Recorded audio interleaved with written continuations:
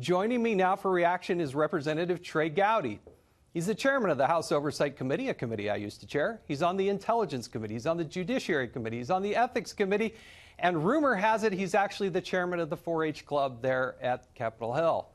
He joins us from Greenville, South Carolina, and from Dallas, Congressman John Ratcliffe. He serves on the House Judiciary Committee and Homeland Security Committee, where he is the subcommittee chair on cybersecurity.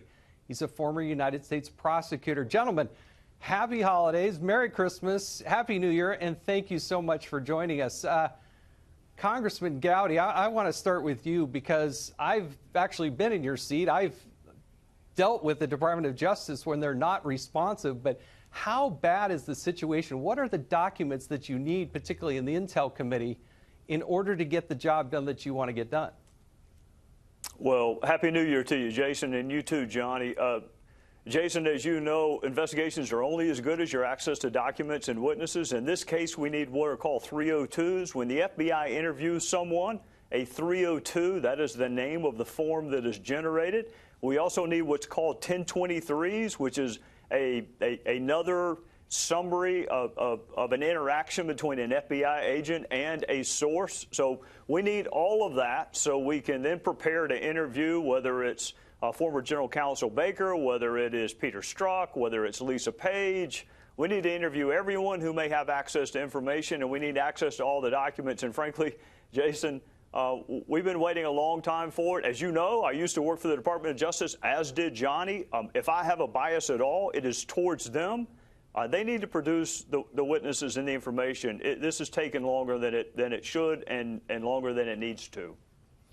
So, Congressman Ratcliffe, you've been a United States prosecutor, and to use a famous line, what difference does it make? I mean, part of what's happening is the Intel Committee has been looking at the so-called Russia probe, but you're on the Judiciary Committee. The Judiciary Committee has come together with the Oversight Committee, and they're looking at things that have nothing to do with a Russia investigation, but do have things to do with how the Department of Justice has acted.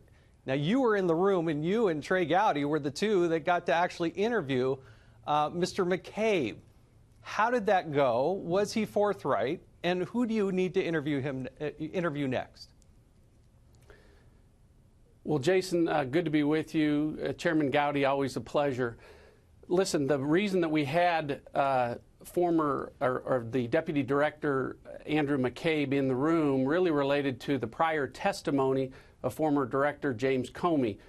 Jason, you and Chairman Gowdy and myself were all in the room when he testified emphatically and unequivocally that the decision to prosecute or not to prosecute Hillary Clinton had been made after her July 2nd interview with the FBI, and then we subsequently learned of a May 2nd memo written by the former Director Comey himself that went through multiple rounds of edits with people at the FBI, where it appears that that decision had in fact been made 2 months before her interview had been conducted. So it was those types of decisions that were out of the ordinary at the FBI that really prompted the need for an investigation into these matters, and really what the investigation that you just referenced involving the OGR committee and the Judiciary Committee is really to get answers to those questions that I think the American people have long sought.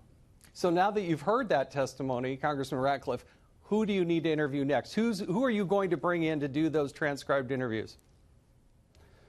Well, ultimately, the interview that took place 2 weeks ago was a confidential interview. I would describe it as a foundational interview with Deputy Director McCabe. It really did ask questions about who, what, when, where, with respect to a lot of these decisions that were made at the FBI and the Department of Justice as well that were out of the ordinary or out of standard protocol.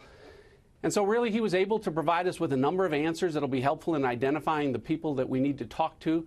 He also was not able to provide substantive answers to some other questions. So we'll continue this process. Ultimately, I think Chairman Gowdy and I agree that we'd like to see former Director Comey come and maybe Attorney General Lynch come in to answer some of these questions, because there's a factual basis to bring them in and give them the opportunity to clear up what appear to be some inconsistencies between the testimony that they've previously given to members of Congress and the documents that have now surfaced.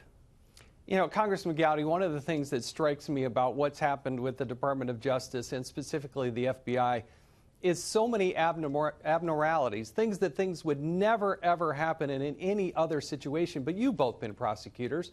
What is different about the investigation that went into Hillary Clinton and the decision, the announcement? What is that laundry list of things that is so different than what normally happens during these investigations?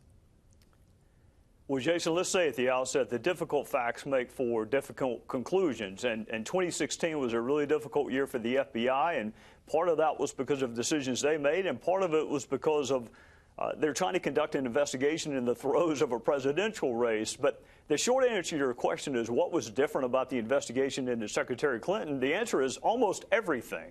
I'm not interested in litigating their decision not to charge her. Just forget about that. You can like it, you can not like it. No entity is too big to provide oversight over, and the FBI and the Department of Justice are strong enough and venerable enough to withstand scrutiny. So Johnny mentioned one point. If you have made the decision not to charge someone in May of 2016, before you have interviewed 24 witnesses, before you have interviewed the target of the investigation, then you're going to have to explain how you reached that decision not to charge before you ended the investigation. I want to know about the immunity agreements. I want to know why you allow fact witnesses to sit in on witness interviews. I want to know why you wanted those witness interviews to be voluntary.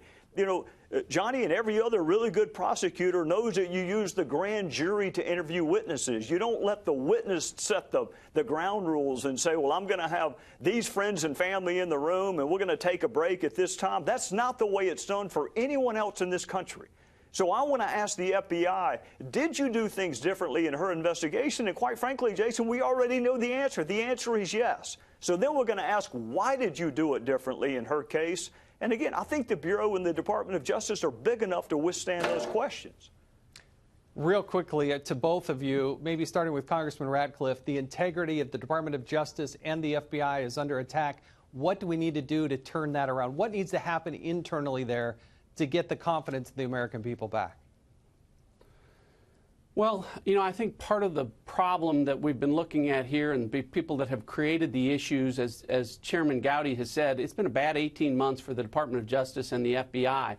Some of the people that made it a really difficult time are gone now. But there are new folks, and really what we've got to do as members of Congress is conduct the oversight necessary to see whether or not they're being effective in restoring the integrity of the Department of Justice. Listen, I think Chairman Gowdy and I agree. We hope that the FBI and DOJ officials like former Director Comey and Attorney General Lynch, we genuinely hope that they have plausible explanations for all of these unprecedented circumstances that Chairman Gowdy just described. We hope that they do, because if they don't, then we really are facing a constitutional crisis. We'd have a situation where the American people will really question the integrity of the FBI and the Department of Justice for decades to come. And so, you know, I really hope that these investigations that we're conducting in our role as congressional oversight can shed some light on that. We're not prosecutors anymore. I'm not accusing anyone of crimes, neither is Chairman Gowdy.